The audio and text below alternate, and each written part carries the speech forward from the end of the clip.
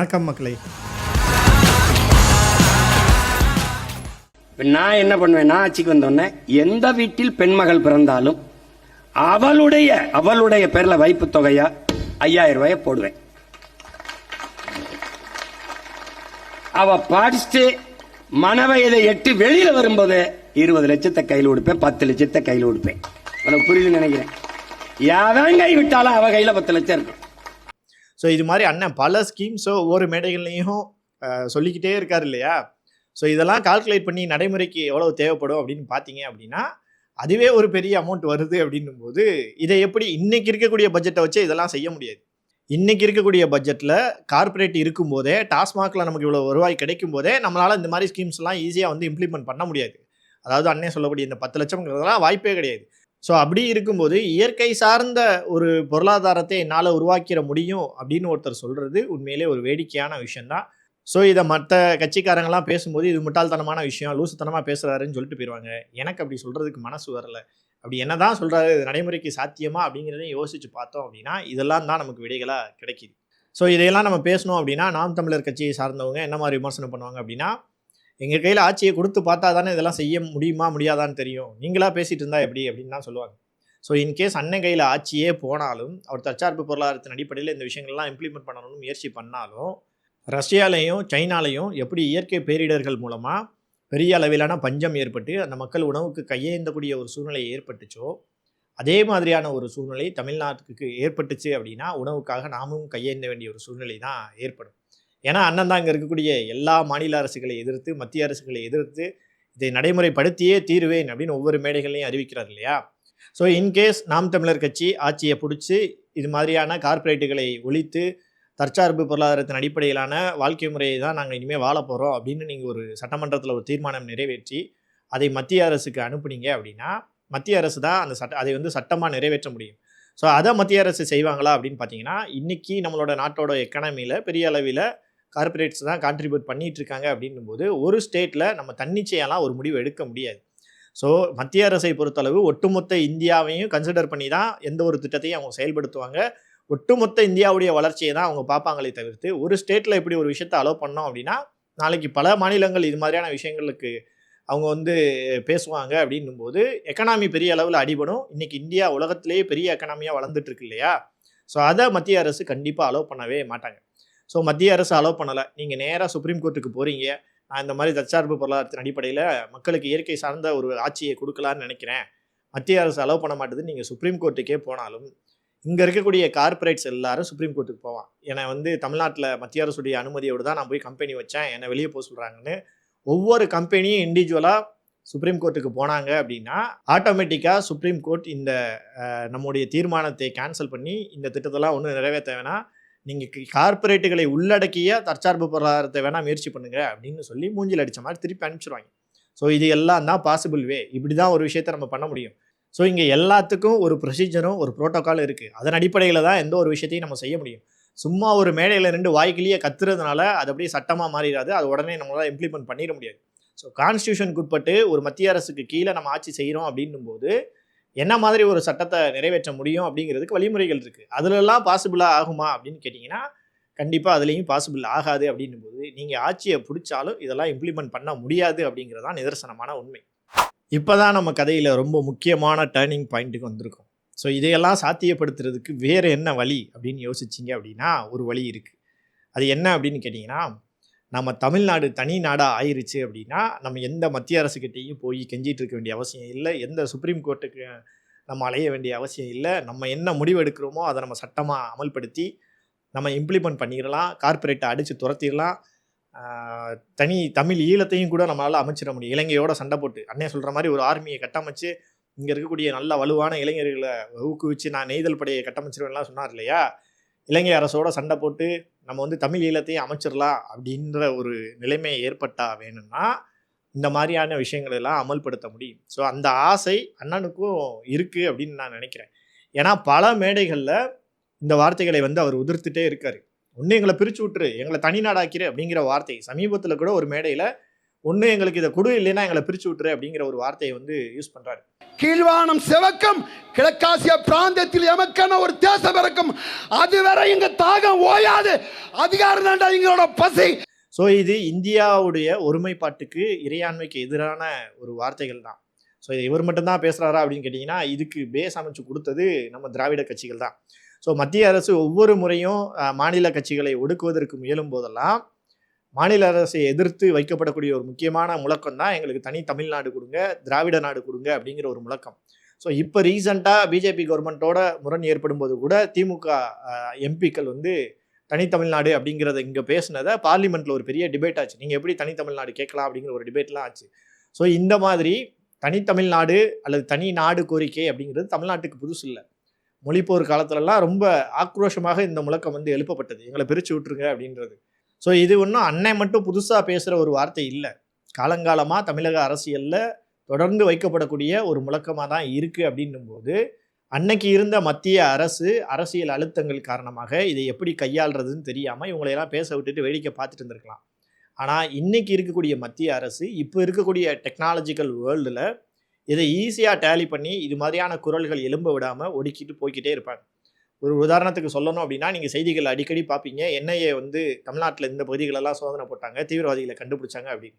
So எந்த அளவுக்கு தமிழ்நாட்டை தீவிரமாக கண்காணித்தால் இந்த சோதனைகள்லாம் அடிக்கடி நடக்குது, இங்கே இருக்கக்கூடிய தீவிரவாத செயல்களை வந்து அவங்களால முடக்க முடியுது அப்படின்னா, அந்த அளவுக்கு தமிழ்நாடு மத்திய அரசுடைய அப்சர்வேஷனில் தான் இருக்குது. ஆனால் இதையெல்லாம் தாண்டி அண்ணன் தைரியமாக மேடையில் பேசுகிறாரு பார்த்தீங்களா, மத்திய அரசை எதிர்த்து அப்படின்னு கேட்டிங்க அப்படின்னா, அண்ணன் பேசுகிறதுல வேற ஒரு கணக்கு இருக்குது. என்ன அப்படின்னா, அண்ணனுடைய சித்தாந்தமே திராவிட எதிர்ப்பு அப்படிங்கிறது தானே. ஸோ அண்ணன் பேசக்கூடிய ஒவ்வொரு கருத்தும் திராவிட கட்சிகளை பலவீனப்படுத்தும், மாநில கட்சிகளான திமுக அதிமுகவை பலவீனப்படுத்துவதற்கு வீழ்த்துவதற்கு இது உதவும் அப்படின்னு நினைக்கிறாங்க. ஸோ அதனால தான் சீமானவர்கள் என்ன பேசினாலும் அதை மத்திய அரசு பெரிய அளவில் கண்டுக்கிறது கிடையாது.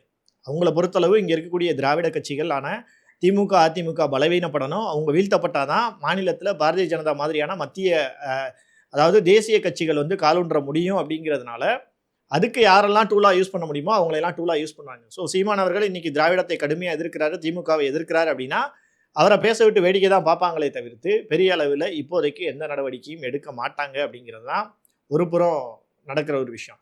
ஸோ அதையும் தாண்டி இங்கே இருக்கக்கூடிய மாநில கட்சிகள் கூட அவர் மேலே பெரிய அளவிலான நடவடிக்கை எடுக்க மாட்டாங்க இல்லையா. ஸோ இந்த அளவுக்கு பேசுகிறாரு. குறிப்பாக திமுக அரசை எதிர்த்து அம்மையார் ஜெயலலிதா கூட இந்த அளவுக்கு திமுக அரசை எதிர்த்து பேசியதில்லை. கடந்த 15 ஆண்டுகளில் சீமான் கட்சி ஆரம்பிச்சதுலேருந்து திமுகவை இந்த அளவுக்கு கடுமையாக விமர்சிக்கிறாரு அப்படின்னும் போது அவங்க ஏன் பெரிய அளவுக்கு ரியாக்ட் பண்ண மாட்டாங்க அப்படின்னா, சீமானவர்களுக்கு பின்புலமாக இருக்கக்கூடிய அவருடைய சமூகம் சார்ந்த ஒரு மிகப்பெரிய லாபி வந்து செயல்பட்டு இருக்கு அப்படிங்கிறத யாராலையும் மறுக்க முடியாது. ஸோ இங்கே தமிழக அரசியலில் ஒவ்வொரு சமூகம் சார்ந்த ஒரு மிகப்பெரிய லாபி அப்படிங்கிறது நடந்துகிட்டே இருக்கும். ஸோ இப்போ நாடார் கம்யூனிட்டியில் இருக்காங்க அப்படின்னா அத்தனை அரசு எந்திரத்தில் இருக்கக்கூடிய அதிகாரிகளும் அரசியல் தலைவர்களும் ஒரே நேர்கோட்டில் பயணிப்பாங்க. ஒரு நாடார் சமூகத்தை சார்ந்த ஏதோ ஒரு அரசியல் கட்சி தலைவர்களுக்கோ அதிகாரிக்கோ பிரச்சனை அப்படின்னா ஒட்டுமொத்த அதிகாரிகளும் ஒன்று சேர்ந்து அரசியல் தலைவர்களும் ஒன்று சேர்ந்து அதை சால்வ் பண்ணி அவர் அதிலிருந்து வெளியில் கொண்டு வருவாங்க. ஸோ இப்போ ஒரு முக்குளத்தோர் சமூகத்துக்கு மத்தியில் ஒரு லாபி இருக்குது அப்படின்னா, ஒரு முக்குளத்தோர் தலைவருக்கு பிரச்சனை அப்படின்னா இன்னொரு முக்குளத்தோர் தலைவர் ஆட்சியில் இருக்காரு அப்படின்னா அவருடைய பவரை யூஸ் பண்ணி அதை சால்வ் பண்ணி கொடுப்பாரு. ஸோ இது ஒவ்வொரு கம்யூனிட்டி வைஸாக இருக்கும். ஆனால் ஒரே ஒரு கம்யூனிட்டியில் மட்டும் இருக்காது, அது எஸ்சி கம்யூனிட்டி. ஸோ நீங்கள் எஸ்சி கம்யூனிட்டியில் எடுத்துட்டீங்க அப்படின்னா, ஒரு உதாரணத்துக்கு தேவேந்திர குல வேளாளரில் ஜான் பாண்டியன் ஒன்று பேசினாங்கன்னா கிருஷ்ணசாமி அதுக்கு ஆப்போசிட்டாக பேசுவார். ஜான் பாண்டியனுக்கு ஒரு பிரச்சனை அப்படின்னா கிருஷ்ணசாமி வேகமாக குரல் கொடுத்துட்டு சப்போர்ட் பண்ணிக்கலாம் வரமாட்டார். அவர் இந்த பிரச்சனையில் நல்லா மாட்டிக்கிட்டு முடிக்கட்டும் அப்படின்னு நினைப்பாங்க. ஸோ இப்போ ரீசெண்டாக ஏர்போர்ட் மூர்த்தி அவர்கள் வந்து டிஜிபி அலுவலக வாயிலில் தாக்கப்பட்டார் இல்லையா விடுதலை சிறுத்தைகள் கட்சியினரால். ஸோ இந்த மாதிரி இந்த ஷெட்யூல்டு காஸ்ட்டுக்குள்ளே இருக்கிறவங்க மட்டும் ஒன்று சேர்ந்து ஒற்றுமையாக செயல்படவே மாட்டாங்க. ஆனால் மற்ற எல்லா சமூகங்கள்லையும் இந்த லாபி பெரிய அளவில் செயல்படும். குறிப்பாக அதிமுக ஆட்சியில் இருக்கக்கூடிய காலங்களில் முக்குளத்தோர் சமூகத்துடைய அந்த லாபி அப்படிங்கிறது பெரிய அளவில் டாமினேட் பண்ணும். ஆனால் எந்த கட்சி ஆட்சியில் இருந்தாலும் தமிழ்நாட்டில் ஒரு பவர்ஃபுல்லான ஒரு லாபி பண்ணக்கூடிய சமூகமாக இன்றைக்கி நாடார் சமூகம் வளர்ந்து நிற்கிது. அதுக்கு காரணம் ஒரு மிகப்பெரிய பொருளாதார பின்புலம் அப்படிங்கிறது நாடார் சமூகத்துக்கிட்ட இருக்குது. தமிழ்நாட்டில் வேறு எந்த சமூகத்திட்டையும் இல்லாத அளவுக்கு, வன்னியர் சமூகமோ முக்குளத்தோர் சமூகத்திட்டையோ இல்லாத அளவுக்கு ஒரு மிகப்பெரிய பொருளாதார பின்புலம் அப்படிங்கிறது நாடார் சமூக மக்கள்கிட்ட இருக்குது. அது சும்மா கிடைக்கல, சும்மா வந்து ஜஸ்ட் லைக் தட்டுன்னு அவங்கள சொல்லலை. அதுக்கு அவங்க கடுமையாக உழைச்சிருக்காங்க. கடந்த ஒரு நூற்றாண்டுகளாக கடுமையாக உழைச்சி இன்றைக்கி தமிழ்நாட்டிலேயே ஒரு பெரிய அளவிலான பொருளாதார வலிமையுடைய சமூகமாக இன்றைக்கி மாறி இருக்காங்க. அதில் எந்த மாற்ற கருத்து இல்லை. ஸோ இந்த சமூகம் சார்ந்த லாபி சீமானவர்களுக்கு கை கொடுக்குது. ஸோ பேசிக்காகவே ஒரு கம்யூனிட்டி லாபினா அதில் யாருக்கு என்ன பிரச்சனைனால அவங்க ஹெல்ப் பண்ணுவாங்க அப்படின்னும் போது சீமானவர்களுக்கு ஒரு பிரச்சனை அப்படின்னும் போது ஒட்டுமொத்த சமூகம் சார்ந்த லாபியும் அங்கே ப்ளே பண்ணும்போது மாநில அரசாலையும் பெரிய அளவுக்கு நடவடிக்கை எடுக்க முடியலை அப்படிங்கிறதான் நிதர்சனமான உண்மை. ஏன்னா நாடார் சமூக ஓட்டுக்களை இழந்து விடக்கூடாது. ஸோ இப்போ சீமானவர்களை கை வச்சா வெறும் நாம் தமிழர் கட்சி சார்ந்தவர்கள் மட்டும் போராடுறாங்க, அமைதி கெடுது அப்படின்னா அவங்கள ஈஸியாக போலீஸை வச்சு கலைச்சிட்டு போய்கிட்டே இருக்கலாம். ஆனால் அதை தாண்டி நாடார் சமூக மக்கள் மத்தியில் நம்ம சமூகத்தை சார்ந்த ஒரு தலைவர் எப்படி பண்ணிட்டாங்க அப்படின்றது அந்த சமூக ஓட்டுக்களை இழக்கக்கூடிய ஒரு சூழ்நிலையை ஏற்படுத்திடும். அப்படிங்கிறதுனால தான் மாநில அரசு இந்த அளவுக்கு அமைதி காக்குது. மத்திய அரசுலையும் உங்களுக்கு பெரிய அளவிலான லாபி அப்படிங்கிறது இருக்குது. ஒரு உதாரணத்துக்கு HCL நிறுவனத்தினுடைய தலைவர் வந்து நாடார் சமூகத்தை சார்ந்தவர். அவர் தான் இந்திய அரசுக்கு அதிகமாக டொனேஷன் பண்ணக்கூடிய கம்பெனிஸில் HCLம் ஒரு முக்கிய ரோலில் இருக்குது, முதன்மையான இடத்துல இருக்குது. அப்படின்னும் போது அவருக்கு மத்திய அரசில் ஏதாவது ஒரு உதவி வேணும் அப்படின்னா ஈஸியாக அது காரியம் சாதிச்சுப்பார் இல்லையா? ஸோ அந்த மாதிரி சென்ட்ரல் பாலிடிக்ஸ்லேருந்து ஸ்டேட் பாலிடிக்ஸ் வரைக்கும் இந்த நாடார் சமூகத்தின் லாபி அப்படிங்கிறது பெரிய அளவுக்கு இருக்கிறதுனால சீமான் மாதிரியானவர்கள் என்னதான் தேச இறையாண்மைக்கு எதிராக தேச ஒற்றுமைக்கு எதிராக பேசினாலும் அவர் மீது பெரிய அளவிலான நடவடிக்கை அப்படிங்கிறது இப்போதைக்கு மத்திய அரசு சார்பிலும் இருக்காது, மாநில அரசு சார்பிலும் இருக்காது. ஆனால் இதையெல்லாம் தாண்டி அண்ணனுக்கு ஒரு பெரிய ஒரு கனவு இருக்குது. ஒரு தனி தமிழ்நாடை எப்படியாவது வென்றணும் அப்படிங்கிற ஒரு கனவு இருக்கு இல்லையா? ஸோ அதை நோக்கி அவர் தொடர்ச்சியாக போறாரு. இந்த கருத்தியல், இந்த சித்தாந்தம் மக்கள் மத்தியில் அதிகமாக ரீச் ஆகுது அப்படின்ற ஒரு நிலைமை வரும்போது இன்னைக்கு வெறும் 8% ஓட்டு அப்படிங்கிறதுனால இதுவே ஒரு பெரிய எண்ணிக்கை தான். ஆனால் இதையும் தாண்டி ஆட்சி அதிகாரத்தை கைப்பற்றக்கூடிய ஒரு நிலைமை ஏற்பட போகுது அப்படின்னா அன்னைக்கு மத்திய அரசு தன்னுடைய சுயரூபத்தை காட்டக்கூடிய ஒரு தருணம் அப்படிங்கிறது வரும். ஏன் அப்படின்னா இப்போ நீங்கள் ஐஏஎஸ் ஆஃபீஸர்ஸ்லாம் இருக்காங்க இல்லையா, ஐஏஎஸ் ஐபிஎஸ் ஆஃபீஸர்ஸ்லாம் பொதுவாக யூபிஎஸ்சி எக்ஸாமில் செலக்ட் ஆகிறவங்களுக்கு ட்ரைனிங்கில் என்ன சொல்லிக் கொடுப்பாங்க அப்படின்னா இந்த அட்மினிஸ்ட்ரேட்டிவ் பவர் அப்படின்னு ஒன்று இருக்குது, இந்த அரசு எந்திரம் அப்படிங்கிறது. இந்த பொலிட்டிக்கல் பவரில் இருக்கிறவங்க 5 வருஷத்தில் மாறிடுவாங்க, அடுத்த 5 வருஷத்துக்கு வேற கட்சியினர் கூட ஆட்சிக்கு வருவாங்க. ஆனால் அந்த அட்மினிஸ்ட்ரேட்டிவ் பவர் தான் இந்த இந்தியாங்கிற ஒரு நாட்டை இவ்வளோ நாளாக கட்டி காத்துட்டு இருக்கு. ஸோ இந்த அட்மினிஸ்ட்ரேட்டிவ் பவருக்கு, இந்த இந்தியாங்கிற கட்டமைப்புக்கு எந்த பாதிப்பும் வராத அளவுக்கு எப்படி நடந்துக்கிறது, மக்கள் மத்தியில் ஒரு எழுச்சி ஏற்படுது அப்படின்னா அதை எப்படி ஒடுக்குறது அப்படிங்கிறது தான் ஐஏஎஸ் ஐபிஎஸ் ஆஃபீஸர்ஸுக்கு அவங்களுடைய அந்த பணியின் போது கொடுக்கக்கூடிய மெயின் ட்ரைனிங்கே. ஸோ இதனால தான் வருண்குமார் ஐபிஎஸ் அவர் போய் ஒரு ஐபிஎஸ் அதிகாரிகள் மாநாட்டில் சீமானவர்களையும் நாம் தமிழர் கட்சியையும் ஒரு பிரிவினைவாத சக்திகள் அப்படின்னு பேச முடியுது இல்லையா? ஸோ இப்படி தான் இங்கே இருக்கக்கூடிய ஒவ்வொரு ஐஏஎஸ் ஐபிஎஸ் ஆஃபீஸர்ஸும் இந்த அட்மினிஸ்ட்ரேட்டிவ் பவரை பாதுகாக்கிறதுக்காக இங்கே இருக்கக்கூடிய மக்கள் மனதில் என்ன மாதிரியான சித்தாந்தங்கள்லாம் உருவாக்கிட்டு இருக்கு அப்படிங்கிறத ரொம்ப டீப்பாக அப்சர்வ் பண்ணிக்கிட்டே இருப்பாங்க. ஸோ இது ரொம்ப எக்ஸ்ட்ரீமாக போகக்கூடிய ஒரு ஸ்டேஜ் வருது அப்படின்னா அவங்க உடனே சென்ட்ரல் கவர்மெண்ட்டுக்கு இன்டிமேட் பண்ணி இதை வந்து ஒடுக்குவதற்கு தான் பெருமளவு வந்து முயலுவாங்களே தவிர்த்து இப்படிப்பட்ட கருத்தியலை வளரவே விடமாட்டார்கள். அப்படிங்கிறது தான் ரியல் லைஃப்பில் இந்தியாங்கிற ஒரு கட்டமைப்புக்குள்ள கான்ஸ்டியூஷனுக்கு உட்பட்டு வாழக்கூடிய நமக்கு முன்னாடி இருக்கக்கூடிய யதார்த்தமான ஒரு விஷயம். ஸோ இப்போ உங்களுக்கு தோணலாம், திமுகவினரும் இது மாதிரியான முழக்கங்களை எழுப்பியிருக்காங்களே, ஏன் அவங்க மேலே இப்படி ஒரு நடவடிக்கை எடுத்ததில்லை அப்படின்னா அவங்க அரசியல் ரீதியாக இது மாதிரியான கருத்துக்களை தெரிவிச்சிருந்தாலும் ஒட்டுமொத்த இந்தியான்னு வரும்போது போய் சரண்டர் ஆயிடுவாங்க. உதாரணத்துக்கு இப்போ ரீசெண்டாக இந்தியா பாகிஸ்தான் போர் நடந்துச்சு இல்லையா? பிஜேபி ஆளக்கூடிய மாநிலத்தில் கூட ஒரு பேரணி நடக்கலை. முதல்ல நன்றி சொல்லி இந்திய ராணுவத்துக்கு ஆதரவாக பேரணி நம்ம தமிழ்நாட்டில் தான் நடந்துச்சு. ஸோ இவர்கள் என்னதான் மத்திய அரசை எதிர்த்தாலும் நாடுன்னு வரும்போது அதை விட்டு கொடுக்கவே மாட்டாங்க, இங்கே இருக்கக்கூடிய திராவிட கட்சிகளை சொல்கிறேன். ஸோ அதனால் அவங்களுக்கு பெரிய அளவிலான இம்பேக்ட் அப்படிங்கிறது ஏற்படாது. ஆனால் நாம் தமிழர் கட்சியினர் மூலமாக உருவாக்கப்படக்கூடிய கருத்தியல் இருக்கு இல்லையா, தனி தமிழ்நாடு அப்படிங்கிறது ரொம்ப ஆழமாக மக்கள் மத்தியில் கொஞ்சம் கொஞ்சமாக அது வளர்ந்துக்கிட்டே இருக்குது. அப்படின்னும் போது அதை வளர விடாமல் கிள்ளி எறிகிற வேலையை தான் மத்திய அரசு பார்ப்பாங்க அப்படிங்கிறத இந்த இடத்துல நான் ரொம்ப ஸ்ட்ராங்காக சொல்லிக்கிறேன். ஏன் இந்த விஷயத்தை இந்த அளவுக்கு எலாபரேட் பண்ணி பேச வேண்டிய தேவை இருக்குது? சும்மா ஜஸ்ட் லைக் தட்டுன்னு முட்டாள்தனமான ஒரு விஷயம் அப்படின்னு மற்றவங்க மாதிரி நானும் கடந்து போகாமல் ஏன் இந்த அளவுக்கு பேச வேண்டிய தேவை இருக்குது அப்படின்னா இதை ஒரு பெரும் கூட்ட மக்கள் நம்புகிறாங்க. இந்த சித்தாந்தங்கள் வந்து எப்படியாவது நடைமுறைக்கு சாத்தியமாகிரும் நம்புகிறாங்க. ஆனால் சாத்தியமே இல்லை. இன்றைக்கி இருக்கக்கூடிய இந்தியாங்கிற ஒரு கட்டமைப்புக்குள்ளே நம்ம இருக்கிற வரைக்கும், இந்தியன் கான்ஸ்டியூஷனுக்கு உட்பட்டு நம்ம வாழ்கிற வரைக்கும் இதுக்கெல்லாம் சாத்தியமே இல்லை அப்படிங்கிறத நம்ம ஓப்பனாக அவங்களுக்கு புரிய வச்சு தானே ஆகணும். அதையும் மீறி நீங்கள் ஒரு தனி தமிழ்நாடு ஆனால் மட்டும்தான் இதெல்லாம் செயல்படுத்த முடியும் அப்படின்னும் போது அதுக்கும் இந்தியாங்கிற ஒரு கட்டமைப்பு அனுமதிக்கவே அனுமதிக்காது அப்படிங்கிறதையும் நம்ம சொல்லி தானே ஆகணும். ஸோ இப்போ நிறைய நாடுகளில் உள்நாட்டு கலவரங்கள் ஏற்படுறது, பல நாடுகள் வந்து தனி நாடு கோரிக்கையோடு போராடுறதெல்லாம் நம்ம பார்த்துருக்கோம். ஆனால் மற்ற நாடுகளை விட இந்தியா அப்படிங்கிறது ரொம்ப வலிமையான ஒரு நாடாக இருக்குது. அது தன்னுடைய நாட்டுக்குள்ளே உருவாகிற பிரிவினைவாத கருத்துக்களை ஈஸியாக ஹேண்டில் பண்ணக்கூடிய இடத்துல அந்த பிரிவினைவாத கருத்துக்கள் வளர்ந்து இந்தியா வந்து பிரிஞ்சு போயிடக்கூடாது அப்படிங்கிறதுல ரொம்ப கவனமாக தான் செயல்படுவாங்க. அதுக்கு இங்கே இருக்கக்கூடிய அட்மினிஸ்ட்ரேட்டிவ் பவர் பெரிய அளவுக்கு ரோல் ப்ளே பண்ணும். அரசியல் பவரை காட்டிலும் அதாவது பொலிட்டிக்கல் பவரை காட்டிலும் இன்றைக்கி இருக்கக்கூடிய பிஜேபியோ அல்லது நாளைக்கு காங்கிரஸோ யார் வந்தாலும் இங்கே இருக்கக்கூடிய அட்மினிஸ்ட்ரேட்டிவ் பவர் இதை ஒரு நாள் அனுமதிக்காது அப்படின்னும் போது இது நடைமுறைக்கு சாத்தியமே இல்லாத விஷயம் அப்படின்றத நம்ம அவரை நம்பி போகிற இளைஞர்களுக்கு புரிய வச்சு தான் ஆகணும். இதை நீங்கள் முட்டாள்தனம் சொன்னீங்கன்னா அவங்களுக்கு கோவம் தான் வரும், உங்களை கடிச்சு குதிரை தான் செய்வாங்க. அதுக்கு பதிலாக அவங்களுடைய பாணியிலேயே இப்படியெல்லாம் இருக்குப்பா, தற்சார்பு பொருளாதாரம் நீ சொல்கிற, ஆனால் நம்முடைய தமிழ்நாட்டுக்கு தேவையான எக்கானமி 3 லட்சம் கோடின்னும் போது தற்சார்பு பொருளாதாரத்தெல்லாம் இதை உருவாக்க முடியாதுப்பா, நீ வேணால் ஒரு ப்ரொபோசல் கொண்டு வா, என்னால் வந்து இத்தனை வேளாண்மை பொருட்களை உருவாக்கி இவ்வளோ கம்பெனிஸை உருவாக்கி இந்த அளவு எக்கானமியை எட்ட முடியும்னு ஒரு ப்ரொபோசல் கேட்பாங்க இல்லையா? ஒரு ஸ்கீம் அனௌன்ஸ் பண்ணுறதுக்கு முன்னாடி சில கம்பெனிஸில் ப்ரொபோசல் கேட்குற மாதிரி உங்ககிட்ட கேட்குறேன், நீங்கள் கொண்டு வாங்க. நாம் தமிழர் கட்சிக்காரங்க உட்காந்து ஒர்க் அவுட் பண்ணுங்கள். இன்னைக்கு தமிழ்நாட்டுக்கு தேவையான 4 லட்சம் கோடியில் 1 லட்சம் கோடி அரசியல்வாதிகள் கொள்ளையடிக்கிறாங்கன்னே வச்சுப்போம், மீதி 3 லட்சம் கோடிக்கு தேவையான ப்ரொபோசல் கொண்டு வாங்க, எங்ககிட்ட இந்த ஸ்கீம்லாம் இருக்குன்னு கொண்டு வாங்க. அதை விட்டுட்டு எங்களை ஆட்சிக்கு கொண்டு வாங்க நாங்கள் செய்கிறோம் அப்படிங்கிறதுலாம் வந்து முட்டாள்தனமாக தான் இருக்குது. ஸோ நம்ம இதை பேசி ஆக வேண்டிய சூழ்நிலையில் இருக்கிறதுனால பேசுகிறோம். ஸோ இப்படி தான் சித்தாந்த ரீதியாக மக்களை அவர்கள் கவர்ந்து அவருடைய கனவுகளில் கை வச்சு அதை நான் நிறைவேற்றிடுவேன் அப்படிங்கிற பேரில் மக்களை கவர்ந்து இழுக்கிறார்கள் அப்படிங்கிறது தான் நம்ம இவ்வளோ நேரம் பேசினோம். ஸோ அடுத்து இவங்க பண்ணக்கூடிய முக்கியமான விஷயம் என்ன அப்படின்னா மொழி அரசியல். ஸோ உலகம் முழுவதும் உள்ள அத்தனை நாடுகளுக்கும் இந்தியர்கள் போய் வேலைக்காகவோ வர்த்தகத்துக்காகவோ போய் பறந்து வாழ்கிறாங்க. அதில் குறிப்பாக தமிழர்கள் அதிகப்படியாக உலகம் முழுவதும் உள்ள அத்தனை நாடுகள்லையும் போய் வாழ்ந்துட்டு தான் இருக்காங்க.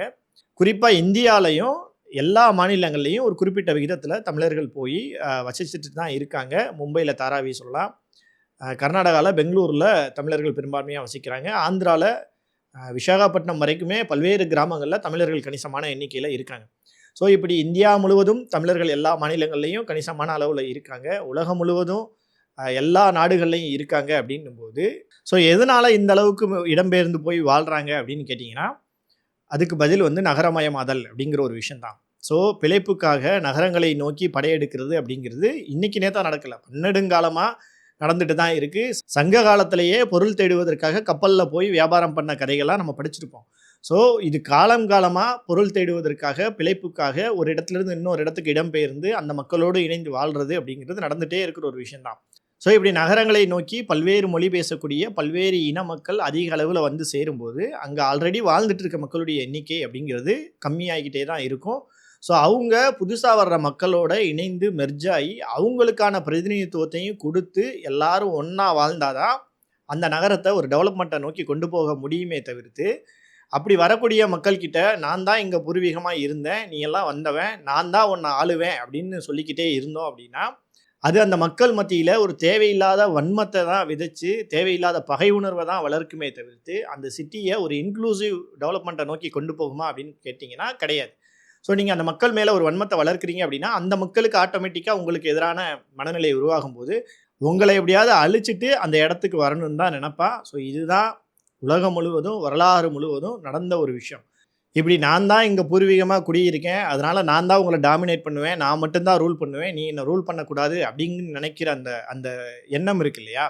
ஸோ அது இன்றைக்கி இருக்கக்கூடிய டெக்னாலஜிக்கல் வேர்ல்டில் இன்றைக்கி இருக்கக்கூடிய கார்ப்பரேட் வேர்ல்டில் இந்த நகரமயமாதல் அப்படிங்கிற விஷயத்தில் அது சரியானதா அப்படின்னு கேட்டிங்கன்னா அது ஒரு மிகப்பெரிய அளவிலான நெகட்டிவ் இம்பேக்டை தான் ஏற்படுத்தும்.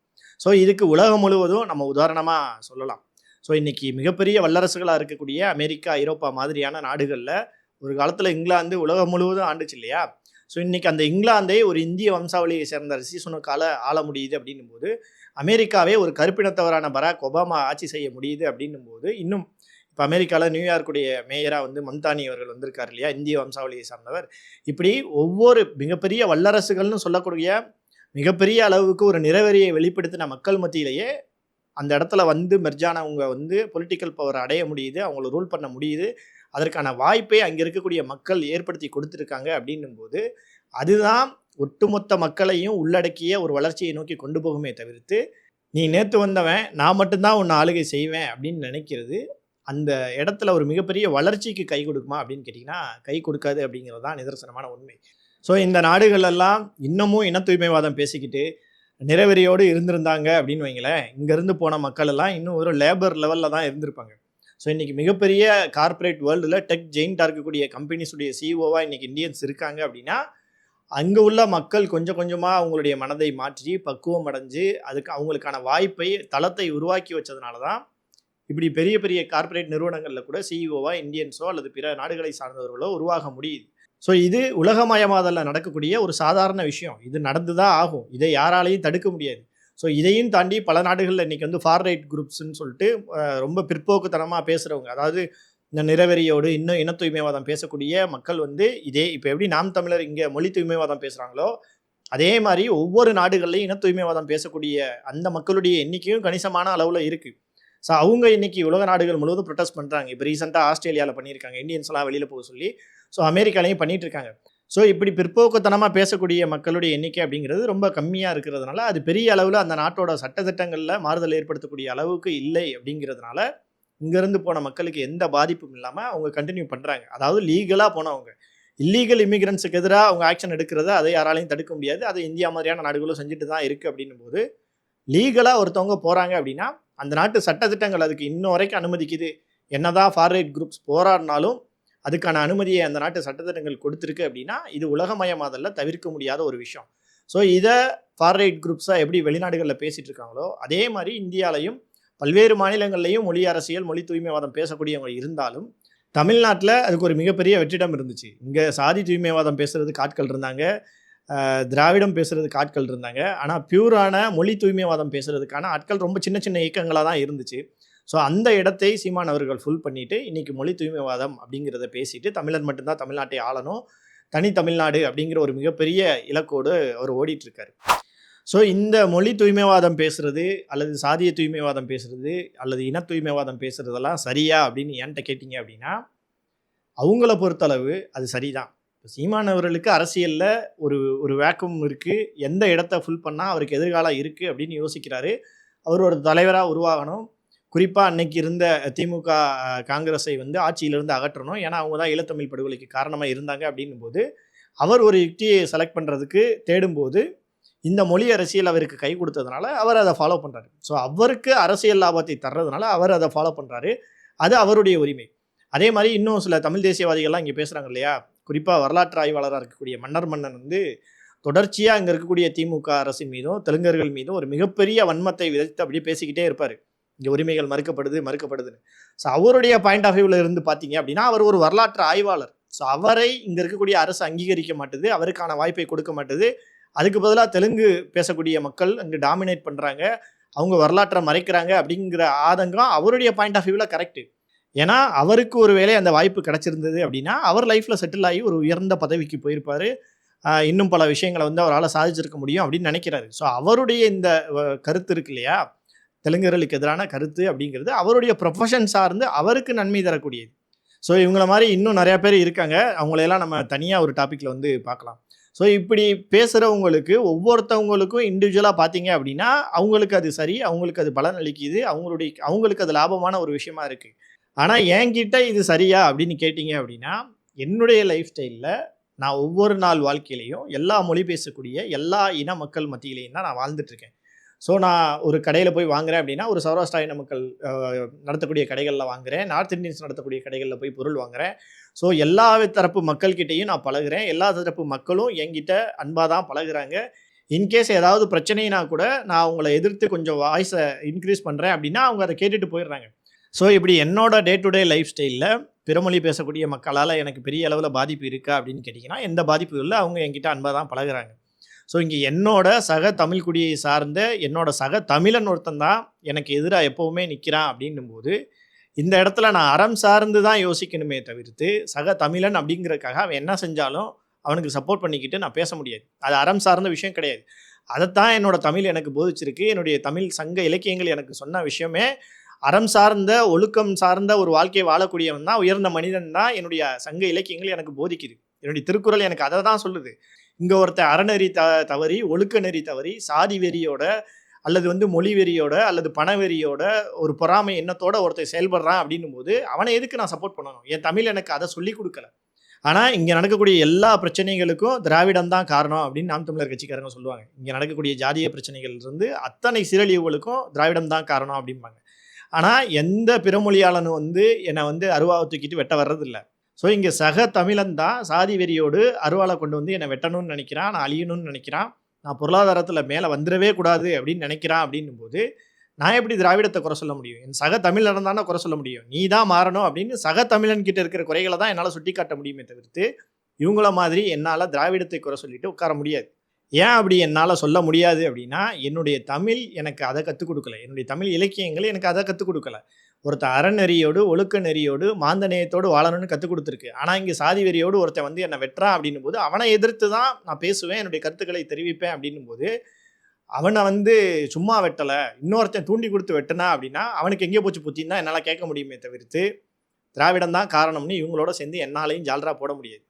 ஸோ இப்படி இருக்கிற சுச்சுவேஷனில் எப்படிப்பட்ட ஒருத்தன் தலைவனாக வரணும் அப்படின்னு நான் நினைக்கிறேன் அப்படின்னா, இங்கே இருக்கக்கூடிய எல்லா தரப்பு மக்களையும் அரவணைச்சு எல்லாருக்கும் சமமான பிரதிநிதித்துவம் கொடுத்து, அதே நேரத்தில் தானும் ஒரு அறநெறியோட ஒழுக்க நெறியோட மாந்த நேயத்தை நேசிக்கக்கூடிய ஒருத்தனா, உயிர்மை நேயத்தை நேசிக்கக்கூடிய ஒருத்தனா, அதே நேரத்தில் ஒரு தொலைநோக்கு பார்வையோட இப்போ இருக்கக்கூடிய இந்த டெக்னாலஜிக்கல் வேர்ல்டில் என்ன மாதிரியான திட்டங்களை முன்னெடுத்தா நம்ம நாடு வந்து இன்னும் அதிகமான வளர்ச்சியை நோக்கி போகும் அப்படிங்கிற அந்த ஒரு விஷனோடு இருக்கக்கூடிய ஒரு தலைவன் தான் இப்போ இருக்கக்கூடிய தலைமுறைக்கும் இப்போ இருக்கக்கூடிய சந்ததிக்கும் தேவையை தவிர்த்து, இந்த நாட்டை ஒரு 50 ஆண்டுகளுக்கு பின்னாடி அல்லது ஒரு 100 ஆண்டுகளுக்கு பின்னாடி இயற்கை சார்ந்த ஒரு வாழ்க்கை, அதாவது நம்ம தாத்தா பாட்டி எப்படி வாழ்ந்தாங்களோ அது மாதிரி ஒரு ஆரோக்கியமான வாழ்க்கையை நான் தர்றேன்னு பின்னோக்கி கூட்டிகிட்டு போகக்கூடிய ஒரு தலைவன் இப்போ இருக்கக்கூடிய தலைமுறைக்கு தேவையில்லை அப்படிங்கிறது தான் என்னுடைய கருத்து.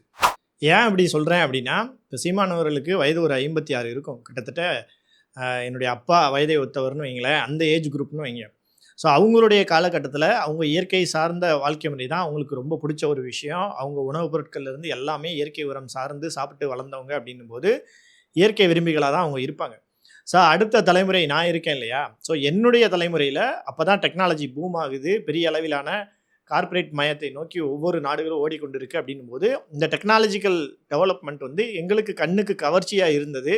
அதை நாங்கள் ஈஸியாக அடாப்ட் பண்ணிக்கிட்டோம். அந்த வாழ்க்கை முறை தான் எங்களுக்கு பிடிச்சதா இருந்தது.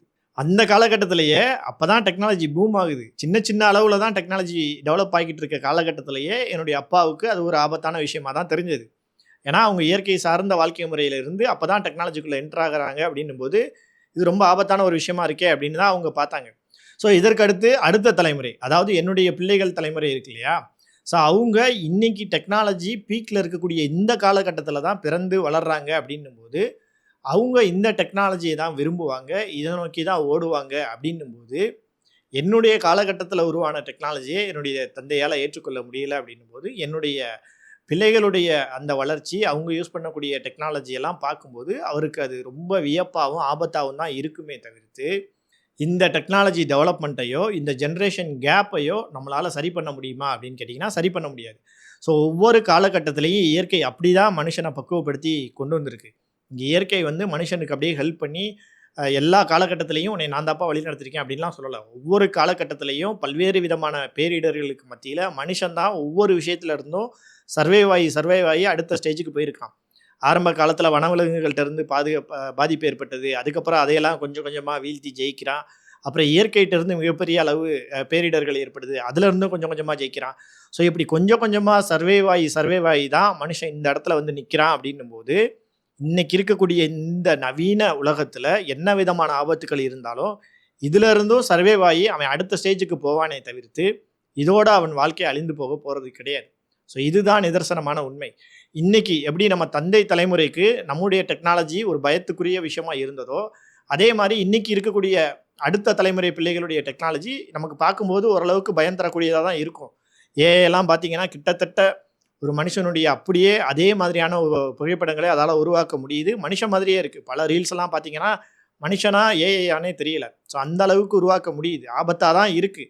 ஆனால் அதையும் தாண்டி இதையும் கடந்து மனிதன் சர்வே பண்ணி அடுத்த இடத்துக்கு போவானே தவிர்த்து இதனால அழிஞ்சிருவான் அப்படின்னு பிரச்சாரம் பண்ணி நான் பழைய காலத்துக்கு என் தாத்தா காலத்துக்கு போகிறேன் அப்படின்னு எங்கள் அப்பா சொன்னார்னா அது எந்த அளவுக்கு அபத்தமான ஒரு விஷயமோ அதைத்தான் ஒரு கட்சி மூமெண்ட்டாகவே எடுத்து செயல்படுத்திட்டு இருக்கேன்.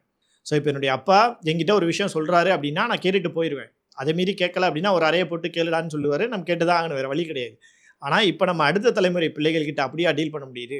அவங்கக்கிட்ட கையை ஓங்கி பாருங்கள், கண்ணில் தாரையாக தண்ணி கொட்டும். அவங்கக்கிட்ட ஒரு விஷயத்தை புரிய வைக்கிறதுக்கே ஏதோ பெரிய மனுஷங்கிட்ட உட்காந்து பேசுகிற மாதிரி அரை மணி நேரம் எக்ஸ்பிளைன் பண்ணால் மட்டும்தான், அதுவும் அன்பாக எக்ஸ்பிளைன் பண்ணால் மட்டும்தான் அவன் புரிஞ்சுக்கிறான். ஸோ இங்கே ஒரு மிகப்பெரிய ஜென்ரேஷன் கேப் அப்படிங்கிறது உருவாகிருக்கு. இந்த ஜென்ரேஷன் கேப்பில் மிகப்பெரிய அளவில் டெக்னாலஜியும் வளர்ந்துருக்கு அப்படின்னும் போது அந்த பிள்ளைகள் அதை கொஞ்சம் கொஞ்சமாக அடாப்ட் ஆகி வளரணும் அப்படின்னா அவங்களுக்கு நல்ல எஜுகேஷன் கொடுத்தா மட்டும் போதும். அவங்க அதுலேருந்து எப்படி சர்வைவ் ஆகி அடுத்த ஸ்டேஜுக்கு போகிறது அப்படிங்கிறத அவங்க பார்த்துப்பாங்க. ஸோ என்னுடைய அப்பா நான் என்னவாகணும் அப்படின்னு ஆசைப்படலாம், அதை நோக்கி என்னை வந்து நகர்த்தலாம். அதே மாதிரி நான் என்னுடைய பிள்ளை என்னவாகணும் அப்படின்னு ஆசைப்படலாம், அதை நோக்கி நகர்த்தலாம். ஆனால் என்னுடைய அப்பா ஜென்ரேஷனில் இருக்கிறவங்க வந்து என்னுடைய பிள்ளையுடைய ஜென்ரேஷனை வழி நடத்தணும், நான் சொல்கிறது தான் நீ கேட்கணும் அப்படின்னு சொல்கிறது சரியாக இருக்குமா? இப்போ இருக்கக்கூடிய காலகட்டத்துக்கு சரியாக இருக்குமா?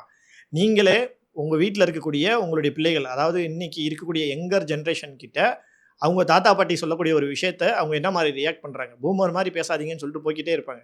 ஸோ இந்த மாதிரியான ஒரு சிச்சுவேஷனில் அடுத்த தலைமுறை பிள்ளைகள் அவங்களுக்கு தரமான கல்வி, இப்போ இருக்கக்கூடிய டெக்னாலஜியையும் கலந்து ஒரு தரமான கல்வியை கொடுக்கும்போது என்ன விதமான ஆபத்துக்கள் வந்தாலும் அதை கடந்து அவங்க போக தான் செய்வாங்க. ஸோ இன்றைக்கி இருக்கக்கூடிய உணவுப் பொருட்கள்லேருந்து எல்லா விதமான பொருட்கள்லையும் நச்சுத்தன்மை கலந்து தான் இருக்குது. கார்ப்பரேட் கம்பெனிஸ்க்கு அது நல்லாவே தெரியும். அவங்க லாப நோக்கத்தில் அதை செய்ய தான் செய்கிறாங்க. அது மக்கள் மத்தியில் போய் ரீச் ஆக தான் செய்யுது. அப்படின்னும் போது இதனோட வாழ நம்ம பழகிட்டோம், நம்ம ஜென்ரேஷனே பழகிட்டோம். அப்படின்னும் போது நம்ம பிள்ளைகளுடைய ஜென்ரேஷனும் அதை வாழ பழகுவாங்க. அதில் ஏதாவது பிரச்சனைகள் வியாதிகள் வருது அப்படின்னா அதை சர்வே பண்ண தான் செய்வாங்க. அதுலேருந்து அவங்க மீண்டு வெளியே வரதான் செய்வாங்க. ஸோ நம்ம அப்பா அம்மா காலங்களில் அவங்க என்னதான் இயற்கை சார்ந்த உணவு பழக்கங்களை வந்து சாப்பிட்டு வாழ்ந்திருந்தாலும் இன்றைக்கி இருக்க காலகட்டத்தில் அவங்க ப்ரெஷர் டேப்லெட், சுகர் மாதிரியான வியாதிகளுக்கு மாத்திரை எடுக்கக்கூடிய சுச்சுவேஷனில் தான் இருக்காங்க. அப்படின்னும் போது என்னுடைய தலைமுறை, எனக்கு 35 வயசு ஆகுது. அப்படின்னும் போது நான் எந்த ஏஜில் இது மாதிரியான விஷயங்களெல்லாம் ஃபேஸ் பண்ணுவேன் அப்படின்னு தெரியாது. எனக்கு அடுத்து என்னுடைய பிள்ளைகளுடைய தலைமுறை எப்படி ஃபேஸ் பண்ணும் அப்படிங்கிறது தெரியாது. ஆனால் இதை நம்ம கடந்து தான் போகணும், இதை நம்ம சர்வே பண்ணி தான் ஆகணுமே தவிர்த்து பயந்துக்கிட்டு நான் வந்து 100 வருஷத்துக்கு பின்னாடி போய் சேஃபான ஒரு வாழ்க்கையை வாழ்ந்துருவேன் அப்படின்னு சொல்கிறது இன்றைக்கி இருக்கக்கூடிய சூழ்நிலையில் முட்டாள்தனமான ஒரு கருத்து அப்படிங்கிறதையும் இந்த இடத்துல நான் ஸ்ட்ராங்காக சொல்லிக்கிறேன். ஸோ அடுத்து நான் சொல்ல வர்ற விஷயம் என்ன அப்படின்னா, இவங்க வந்து ரொம்ப சென்சிட்டிவான விஷயங்களை அதில் வந்து மூக்க நுழைக்க மாட்டாங்க அப்படிங்கிறது தான். ஸோ ஜாதி ரீதியான பிரச்சனைகளோ மத ரீதியான பிரச்சனைகளோ ரொம்ப சென்சிட்டிவான டாபிக் எதையுமே இவங்க டச் பண்ண மாட்டாங்க. சென்சிட்டிவான விஷயத்துக்காக இவங்க போராடவும் மாட்டாங்க, குரல் கொடுக்கவும் மாட்டாங்க அப்படிங்கிறத நான் அந்த இடத்துல ஒரு குற்றச்சாட்டாகவே வைக்கிறேன். உதாரணத்துக்கு திருப்பரங்குன்றத்தில் அவ்வளோ பெரிய இஷ்யூ நடந்துச்சு இல்லையா? ஸோ ஏதாவது ஒரு ஸ்டாண்ட் எடுத்து அந்த மக்களுக்காக யாராவது ஒருத்தருக்கு சப்போர்ட்டாக பேசியிருக்கணும். ஆனால் அந்த இடத்துல அமைதி கேட்க தான் செஞ்சாங்க. ஸோ இந்த மாதிரி சென்சிட்டிவான இஷ்யூஸ் எதுலேயுமே இவங்க பின்வாங்குறாங்க. அதே மாதிரி நிறைய பிரச்சனைகளில் இவங்க தீவிரமாக அதை முன்னெடுத்து பண்ணாமல் அடுத்தவங்க மேலே கை காட்டிட்டு போய்கிட்டே இருக்காங்க. ஒரு உதாரணத்துக்கு சொல்லணும் அப்படின்னா, இப்போ சென்னையில் தூய்மை பணியாளர்கள் போராட்டம் நடந்துச்சு இல்லையா? பணி நிரந்தரம் கோரி அந்த போராட்டத்தில் போய் பங்கெடுத்துக்கிட்டாங்க, அதில் எந்த மாற்று கருத்து இல்லை. ஆனால் அந்த போராட்டத்தை வந்து அரசு கலைத்து அந்த மக்களை கைது செய்து அந்த போராட்டத்தை ஒன்றும் இல்லாமல் பண்ணும்போது பழியை தூக்கி விசிகா மேலே போட்டாங்க. விசிகா வந்து இதை ஏன் கேட்கல, திமுக அரசுக்கு சொம்படிக்கிற திருமாவளவன் அப்படின்னு கடுமையான விமர்சனத்தை முன் வச்சாங்க. ஏன் அந்த இடத்துல தூய்மை பணியாளர்களுக்காக விசிகா தான் போராடணுமா? இந்த ஒரு விஷயத்தில் இல்லை, இன்னும் பல பிரச்சனைகளில் நாம் தமிழர் கட்சியினர் ஊடகத்துக்கு முன்னாடி பேசும்போது ஏன் வேங்கவே இல்லை அண்ணன் திருமாவளவன் ஏன் வந்து இன்னும் வரைக்கும் பேசலை அப்படிம்பாங்க. வேங்கவேல் சம்பவத்தில் ஏன் திருமாவளவன் தான் போய் பேசணும்னு இவங்க எதிர்பார்க்குறாங்கன்னு எனக்கு தெரியல. ஸோ இவங்களுடைய மேடைகளில் தான் சொல்கிறாங்க ஆதி தமிழர் விடுதலை இல்லாமல் மீதி தமிழர் விடுதலை இல்லைன்னு இவங்க தான் முழங்குறாங்க. அப்படின்னும் போது இவங்க ஏன் அந்த இஷ்யூவை எடுத்து பெரிய அளவில் பேசக்கூடாது, அந்த இஷ்யூக்காக போராடி ஒரு அதுக்கான சொல்யூஷனை பெற்றுத்தரக்கூடாது? வேங்கவேலில் திருமாவளவன் அவர்களால் அவர் திமுக கூட்டணியில் இருக்கிறாரு, பெரிய அளவில் ரியாக்ட் பண்ண முடியல. ஓகே, நீங்கள் தான் ஆதி தமிழர் விடுதலை இல்லாமல் மீதி தமிழர் விடுதலை இல்லைன்னு சொல்கிறீங்களே, நீங்கள் அந்த இஷ்யூவை எடுத்து திமுக அரசை எதிர்த்து கடுமையான போராட்டம் பண்ணியிருக்கலாம். ஒருவேளை அரசு செவிசாய்க்கலனா நீதிமன்றத்துக்கு போயிருக்கலாமே, அந்த மக்களுக்காக நீதிமன்றத்துக்கு போயிருக்கலாமே. இப்போ தூய்மை பணியாளர்கள் போராட்டத்தின் போது நீதிமன்றம் வந்து ரொம்ப அசால்ட்டாக டீல் பண்ணுது. தூய்மை பணியாளர்கள் இப்போ வந்து போராடக்கூடாது, நீங்கள் வேறு இடத்துல போய் போராடுங்கன்னு நீதிமன்றமே உத்தரவு போடுது. ஏன் நாம் தமிழர் கட்சி சார்ந்த வழக்கறிஞர்கள் போய் தூய்மை பணியாளர்களுக்காக நீதிமன்றத்தில் அந்த வழக்கை எடுத்து நடத்தி இருக்கலாமே? ஸோ இந்த மாதிரி ரொம்ப சென்சிட்டிவான விஷயங்களில் மூக்கு நுழைக்கிறது இல்லை.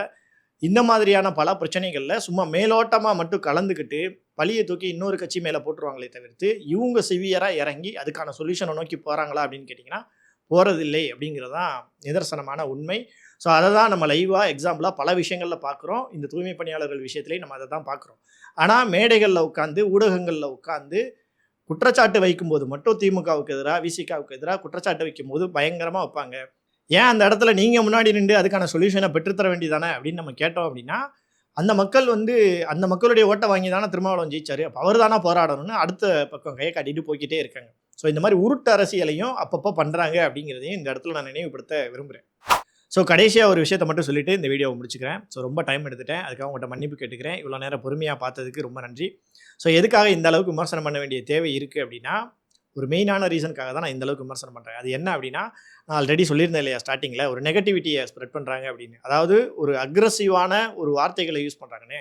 ஸோ இந்த அக்ரெஷன் அப்படிங்கிறது அந்த கட்சி தலைமையிலிருந்து அடிமட்ட தொண்டர்கள் வரைக்கும் கொஞ்சம் கொஞ்சமாக பரவி அந்த அக்ரஷன் கொஞ்சம் கொஞ்சமாக வளர்ந்துட்டு இருக்கு அப்படிங்கிறது தான் நிதர்சனமான உண்மை. ஸோ இன்றைக்கி தமிழ்நாட்டில் வரக்கூடிய எந்த செய்திகளாக இருந்தாலும் அதை வெளியிடக்கூடிய அந்த தொலைக்காட்சி சம்மந்தமான பேஜஸ் இருக்கு இல்லையா, அதுக்கு கீழே உள்ள கமெண்ட்ஸ்லலாம் நீங்கள் போய் பார்த்தீங்க அப்படின்னா பெரும்பான்மையான கமெண்ட்டில் இந்த நாம் தமிழர் கட்சியை சார்ந்தவர்கள் ரொம்ப அக்ரெசிவான வார்த்தைகளை தான் உபயோகப்படுத்துகிறாங்க. இன்கேஸ் யாராவது மாற்று கருத்தை தெரிவித்தாலும் அவங்களுக்கு கருத்தியல் அடிப்படையில் பதில் கொடுக்காம, சிலர் கருத்தியல் அடிப்படையில் பேசுகிறாங்க, அவங்கள வந்து பாராட்டலாம். ஆனால் பலரும் கருத்தியல் அடிப்படையில் பேசாமல் ரொம்ப அக்ரெசிவான வார்த்தைகளை உபயோகப்படுத்தக்கூடிய ஒரு ஆபத்தான போக்கை நோக்கி தான் அவங்க போய்கிட்டு இருக்காங்க. அப்படிங்கிறதுனால தான் இந்த டாப்பிக்கை எடுத்து உங்ககிட்ட பேசணும் அப்படிங்கிற ஒரு உணர்வு வந்து எனக்கு ஏற்பட்டுச்சு. ஸோ இந்த அக்ரெஷன் அப்படிங்கிறது ரொம்ப ஆபத்தானது. ஏன்னா ஆல்ரெடி இப்போ இருக்கக்கூடிய இளைய தலைமுறை ரொம்ப அக்ரெசிவாக தான் இருக்காங்க. ரொம்ப இளம் வயதினர் வன்முறை பாதையை நோக்கி போகிறாங்க. இந்த வீடியோ எடுக்கிறதுக்கு 3 நாட்களுக்கு முன்பு மானாமதுரையில் ஒரு இளைஞரை கொல்ல போயிருக்காங்க. எல்லாத்துக்கும் 19-20 வயசு தான். அந்த இளைஞர் இல்லைன்னு அவருடைய ஃப்ரெண்டை கொலை பண்ணிட்டு வந்திருக்காங்க. மதுரையிலேயே அதே நாளில் 19 வயது வாலிபர் கொலை செய்யப்பட்டிருக்காரு. ஸோ ரொம்ப கொஞ்சம் வயசில் இருக்கக்கூடிய இளைஞர்கள் வன்முறை பாதையை நோக்கி போகிறாங்க, ஒரு அக்ரெசிவான ஒரு பாதையை நோக்கி போகிறாங்க. ஸோ இதை வந்து அரசு எவ்வாறு தடுக்க போகுது அப்படிங்கிறது நமக்கு தெரியலை. ஸோ இந்த மாதிரி நாம் தமிழர் மாதிரியானவர்கள் பேசக்கூடிய இந்த உணர்ச்சி மிகுந்த வார்த்தைகள் இந்த அக்ரெஷனை வந்து இன்க்ரீஸ் பண்ணுது. ஸோ இது இப்போ இருக்கக்கூடிய தமிழ் சூழலில் தமிழ் சமூகத்துக்கு ரொம்ப ஆபத்தான ஒரு விஷயமா பார்க்குறேன். ஏன்னா இங்கே எல்லாத்துக்கும் ஒரு ப்ரொசீஜர், ஒரு புரோட்டோக்கால், ஒரு வரைமுறை இருக்குது. அதற்குட்பட்டு தான் நம்ம எந்த ஒரு விஷயத்தையும் சாதிக்க முடியுமே தவிர்த்து அக்ரெசிவாக பேசுகிறதுனாலையோ மேடைகளில் பயங்கரமாக பேசுகிறதுனாலையோ இங்கே எதுவுமே நடந்துட போகிறது கிடையாது. தமிழர்களே வா, ஓரணியில் நிற்போம், இனமா வா. அதுக்கு பதிலாக அந்த கட்சியில் உள்ள அத்தனை பேருமே இந்த அக்ரெசிவான பேச்சுக்கள் அப்படிங்கிற இடத்தை நோக்கி நகர்ந்துட்டு இருக்கிறது நம்ம தமிழ் சமூகத்துக்கும் நல்லதில்லை, நம்ம ஒட்டுமொத்த தேசத்துக்கும் நல்லதில்லை. அப்படிங்கிறதுனால தான் இந்த டாப்பிக்கை நம்ம எடுத்து பேசுகிறோம். ஸோ இந்த வீடியோவில் ஓரளவுக்கு உங்களை சிந்திக்க வைக்கக்கூடிய கருத்துக்களை சொல்லியிருக்கேன் அப்படின்னு நம்புகிறேன். ஸோ இந்த வீடியோவில் உள்ள கருத்துக்கள் உங்களுக்கு பிடிச்சிருந்தா லைக் பண்ணுங்கள். தொடர்ந்து நம்மளுடைய சேனலை சப்ஸ்கிரைப் பண்ணி உங்களுடைய ஆதரவை கொடுங்க. மீண்டும் அடுத்த வீடியோவில் வேறொரு டாப்பிக்கில் உங்களை சந்திக்கிறேன். நன்றி.